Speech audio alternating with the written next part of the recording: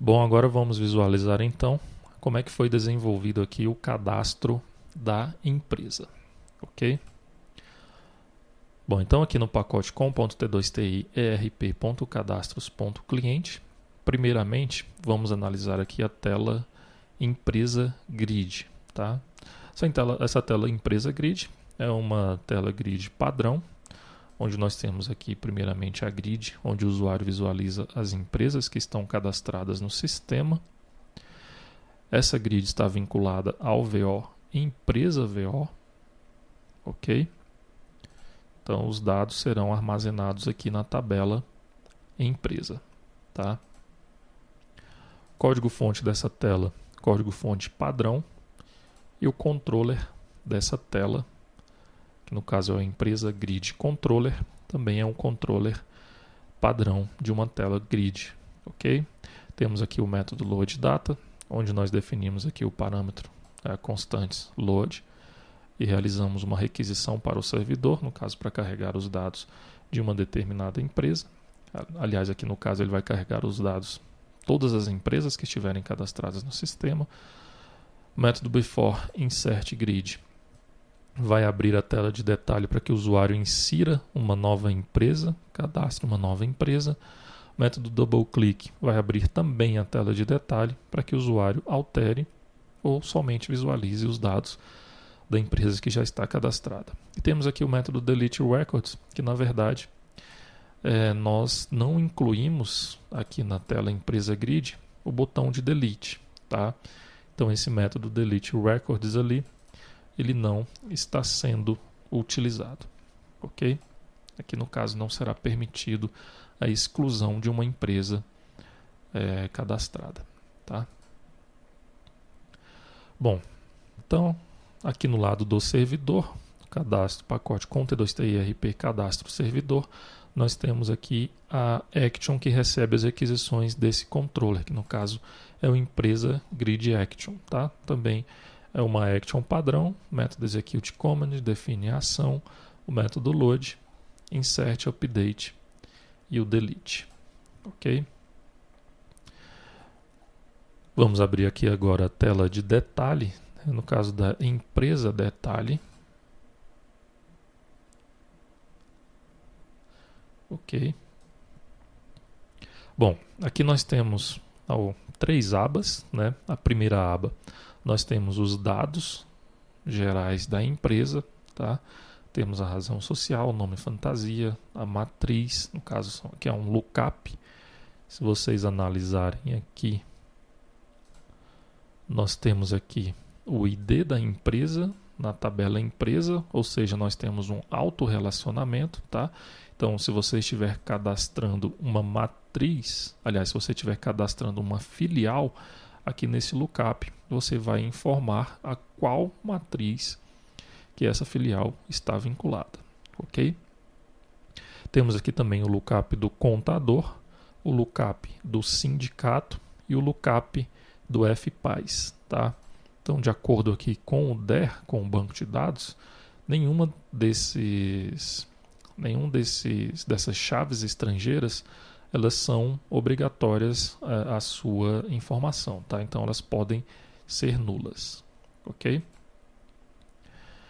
Temos aqui o campo do CNPJ, tá? No campo do CNPJ nós utilizamos o objeto formatted text control 1, ok? Aqui nós definimos um formato para esse campo, que no caso é o formato do CNPJ, tá? Que é esse formato que está sendo visualizado aqui. Os caracteres válidos para esse campo vai de 0 até 9, ok? Temos aqui os outros atributos: início atividades, inscrição estadual, estadual ST, inscrição municipal, data da inscrição junta comercial, o tipo, tá? Temos aqui outros atributos. E o que nós temos de diferente aqui em relação a esse cadastro é uma imagem. No caso aqui, o usuário vai visualizar ou vai poder selecionar também o logotipo da empresa, né? A imagem do logotipo. Esse objeto, ele é um objeto aqui da classe Image Control, ok? Esse objeto ele está vinculado aqui ao atributo imagem, tá? Lembrando que aqui no VO da empresa nós criamos, vamos aqui abrir o VO, tá?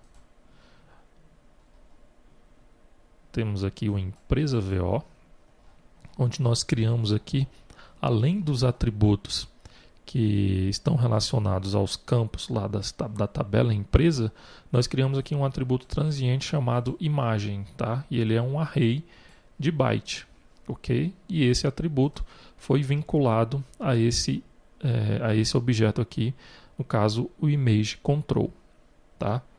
Então, por esse objeto aqui, que o usuário vai selecionar o logotipo da empresa, tá? Aqui nós temos outras duas abas, no caso aqui é a aba de contatos, onde nós temos uma grid, e essa grid está vinculada aqui ao VO, contato VO, tá? Então nessa grid, o usuário vai informar os contatos que estão vinculados a essa empresa. E aqui nós temos também a grid de endereços, tá? Então aqui nós temos uma grid vinculada ao VO, endereço VO. Tá? Então essas informações do contato e do endereço serão armazenadas aqui na tabela endereço, tá? E aqui também na tabela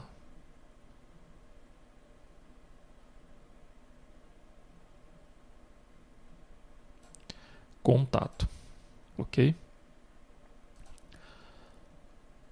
Bom, o desenvolvimento aqui dessa tela em relação aos detalhes, né? No caso aqui os contatos e endereços, ela seguiu o mesmo padrão lá que nós vimos no desenvolvimento do cadastro do sócio, ok? Então vamos aqui analisar o código-fonte dessa tela. Aqui nós já vimos a definição da máscara para o CNPJ. Temos aqui a definição do controller da grid de contatos, o controller da grid de endereços, tá? Temos aqui a configuração do lookup da matriz. Temos aqui também a configuração do lookup do contador, a configuração do lookup do sindicato e a configuração do lookup do FPAS, tá? Nós temos aqui um outro lookup, que é o lookup do município, ok? Esse lookup está sendo utilizado aqui nessa grid de endereço. Então o usuário ele vai selecionar aqui o município através do lookup, ok? E aqui temos os métodos que são utilizados pelos controllers, né? O getForm1 vai retornar o form vinculado à empresa, o contato controller retorna o controller do contato, o endereço controller retorna o controller do endereço, o grid control contato e o getGrid control endereço retornam seus respectivas grids, ok? Bom, os controllers das grids contato e endereço, eles são iguais ao que nós vimos lá no cadastro do sócio, né, no caso dos dependentes e das participações societárias, tá? Então aqui no pacote com T2TIRP cadastros cliente, nós temos aqui os controllers empresa, contato, grid controller e empresa, endereço, grid controller, tá? A diferença que nós temos aqui em relação a esses dois controllers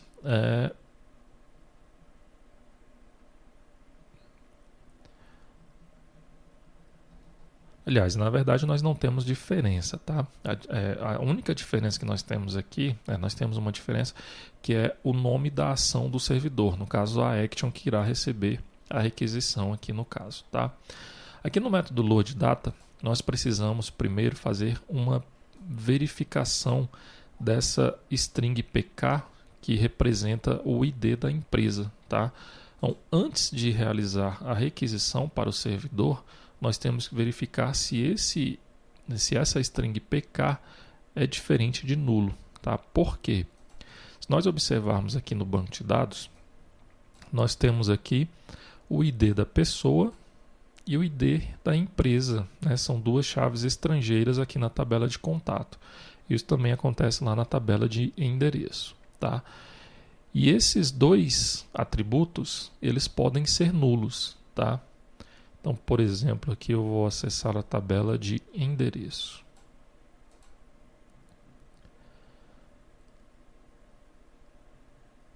Vou ver aqui os dados. Então, por exemplo, aqui, no caso, esse primeiro endereço que está cadastrado, ele está vinculado a uma empresa. Os outros dois endereços, eles estão vinculados a uma pessoa, ok? E eu nunca vou ter o endereço aqui vinculado ao mesmo tempo à empresa e à pessoa, tá? Então, eu vou ter ou um endereço vinculado a uma empresa ou um endereço vinculado a uma pessoa, tá? Então, por isso que eu tenho que fazer aqui essa verificação. Então, se for diferente de nulo, no caso o ID da empresa, se for diferente de nulo, aí sim eu realizo a busca lá no banco de dados. Caso contrário, eu não vou realizar a busca no banco de dados, tá? Porque não vai ter nenhum endereço vinculado a esta empresa, né? Já que o ID dessa empresa ainda não foi definido, tá? Então, nesse caso aqui será somente quando o form lá da empresa estiver no modo insert, tá? Então eu apenas vou retornar aqui um VO list response, ok? Então, se for diferente de nulo, será realizada então a requisição para o servidor. Aí, no caso, o restante dos procedimentos são idênticos ao que nós já vimos nas outras actions, tá?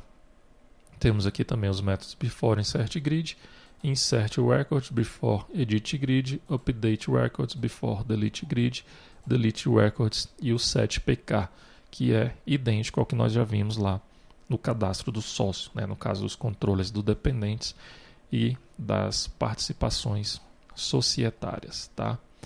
Do mesmo jeito, nós temos aqui implementado o controller dos endereços da empresa, ok? O método load data idêntico ao do contato e também os outros métodos são iguais, ok? Bom, então vamos abrir aqui agora o controller dessa classe empresa detalhe, tá? Bom, aqui no controller nós temos o método load data, que é o método padrão, vai realizar a requisição para o servidor. Lá no lado do servidor nós temos aqui a action empresa detalhe action, tá? Então, primeiramente, nós temos aqui a definição do nome dessa action. No método execute command, vamos definir a ação que será executada no momento. E no método load, nós carregamos os dados de uma determinada empresa. Tá? O que nós temos de diferente aqui nesse método load é em relação à imagem. Ok? Qual a verificação que é feita aqui? Bom, aqui no cadastro da empresa, nós temos aqui um atributo que é o imagem logotipo, ok? Esse atributo ele vai guardar, aqui nós não temos o comentário, ele não vai guardar a imagem em si, tá? Ele vai guardar o caminho, no caso o caminho onde está salvo aquela imagem no servidor, ok? Então qual o procedimento que nós fazemos aqui? Nós verificamos se esse atributo imagem logotipo é diferente de nulo, tá? Se esse atributo for diferente de nulo, nós iremos definir, aliás, nós iremos aqui primeiramente criar um arquivo, tá? No caso, esse arquivo vai ser o caminho dessa imagem, vai ser definido esse arquivo como o caminho dessa imagem, e se essa imagem existir, no caso, se esse arquivo existir, nós iremos setar aqui aquele atributo transiente que nós criamos lá no empresa VO, que no caso é o atributo imagem, nós vamos setar esse atributo com os bytes desse arquivo, tá? E para isso eu utilizo aqui o método getBytesFromFile aqui da classe biblioteca, ok? Então eu vou buscar os bytes desse arquivo, né? E vou setar esses bytes aqui nesse atributo imagem.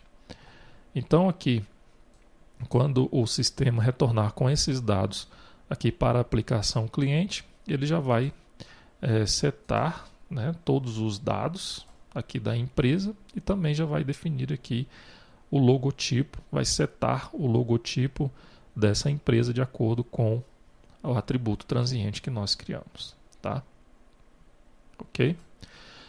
Bom, após realizar aqui o carregamento dos dados da empresa, nós iremos definir o ID da empresa lá do controller dos contatos e chamar o método reload data dessa grid, tá? Que é o mesmo procedimento que nós vimos lá no cadastro do sócio.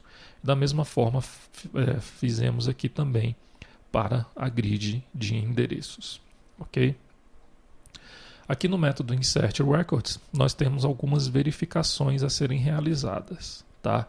Primeira coisa que nós temos que verificar é se o CNPJ que foi informado aqui no campo CNPJ é válido, tá? E para isso nós utilizamos aqui o método CNPJ válido aqui da classe biblioteca, tá? Então foi criado aqui esse método CNPJ válido, ele retorna um boolean, tá?